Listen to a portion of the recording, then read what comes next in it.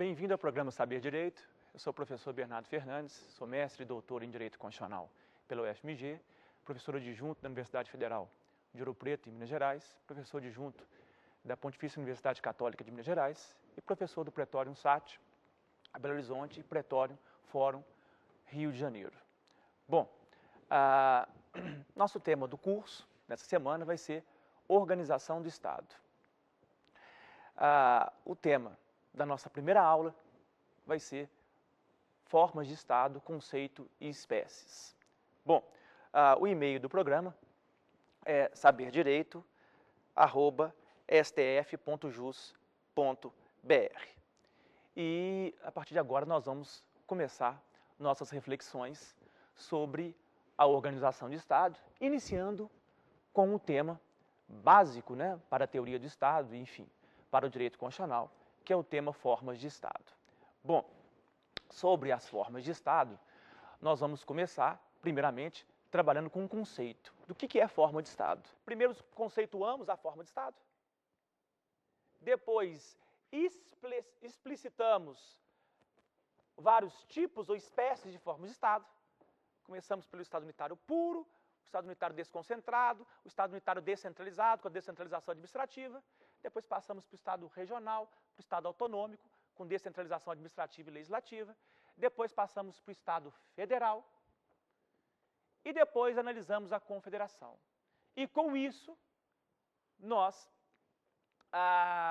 respondemos uma pergunta final sobre a União Europeia e o processo ainda em construção da forma de Estado da União Europeia. Então, com base no que nós estudamos ontem, com base em uma teoria geral que nós desenvolvemos ontem sobre as formas de Estado, nós vamos, a partir de agora, trabalhar o federalismo no Brasil em nossa aula. Uma digressão sobre o começo do estudo do federalismo brasileiro,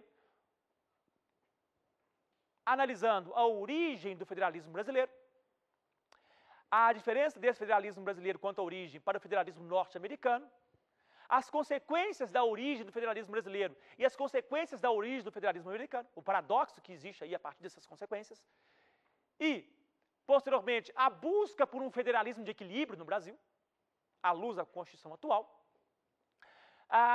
E logo em seguida, nós analisamos questões atinentes a quem é o ente soberano, quais são os entes autônomos. Depois, analisamos uma relação aí que gera muita confusão entre a RFB e a União. Nós dissipamos aqui qualquer tipo de dúvida sobre o tema. Depois, passamos a analisar os conflitos que existem no que tange à lei federal, estadual e municipal, e a falta de hierarquia entre lei federal, estadual e municipal. Depois agregamos a lei nacional, que envolve todos os entes. Citamos exemplos lá como Código Penal, Código Civil, Código de Trânsito Nacional. E, posteriormente, adentramos no estudo da autonomia. Definimos a autonomia em termos teóricos e, por último, passamos a analisar a autonomia em termos práticos, na tríplice capacidade para que os entes possam desenvolver atividades dentro de limites previamente circunscritos pelos entes soberanos. Dentro dessa tríplice capacidade, nós fizemos uma abordagem rápida, diga de passagem, sobre a auto-organização dos entes, União, Estados, Municípios, DF, e sobre o autogoverno. No que tange ao Distrito Federal, retomando a aula passada, certo é que, assim como a União, Estados e os municípios, o DF tem autonomia, é um ente federativo, embora nós tenhamos explicitado exceções à autonomia do DF. Essas exceções, eu vou só repetir aqui para reforçar, no começo da nossa aula de hoje, envolvem, sobretudo, o artigo 21, inciso 13 e 14 da Constituição, e o artigo 22, inciso 17. Bom, o resumo da aula de agora, nós começamos falando do autogoverno, falamos do DF, das exceções ao DF, falamos também das exceções aos municípios e reforçamos, com alguns entendimentos jurisprudenciais aí do STF, presentes no informativo 494 do STF, na DI 307, no que tange a autonomia dos municípios. Depois, nós adentramos na autoadministração, descobrimos o que são competências administrativas, legislativas e tributárias. Descobrimos que competências são faculdades atribuídas aos entes para a tomada de decisões, e aí nós entramos na repartição de competências, na parte administrativa e legislativa, que nos incumbe aqui, dos artigos 21 ao 32 da Constituição, no tema Organização do Estado, e nessa parte nós estudamos a repartição vertical e horizontal, a origem, enfim, como é que o Brasil é enquadrado, e posteriormente nós adentramos na dogmática desse estudo. Posteriormente nós adentramos na repartição vertical, falamos das competências comuns administrativas e da lógica do princípio aí, né, desculpe, da lógica do federalismo cooperativo ou de integração. Bom, e por último, adentramos na repartição vertical no que tange às competências concorrentes legislativas, União, Estados e DF.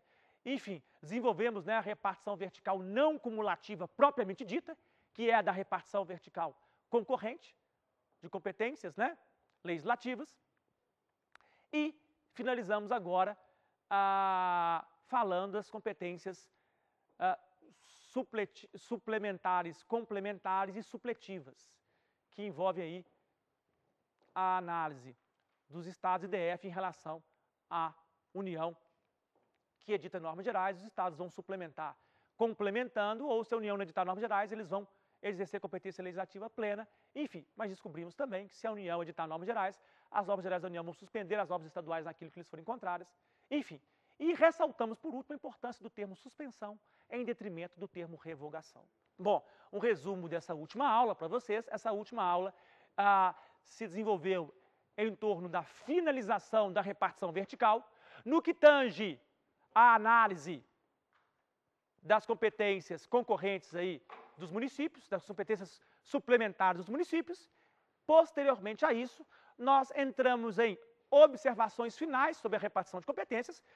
Existiriam muitas observações, eu fui até onde que deu, que foi a observação 4, a primeira envolveu a União, a segunda os municípios, a terceira os estados, e a quarta e última foram digressões jurisprudenciais do Supremo Tribunal Federal, sobretudo.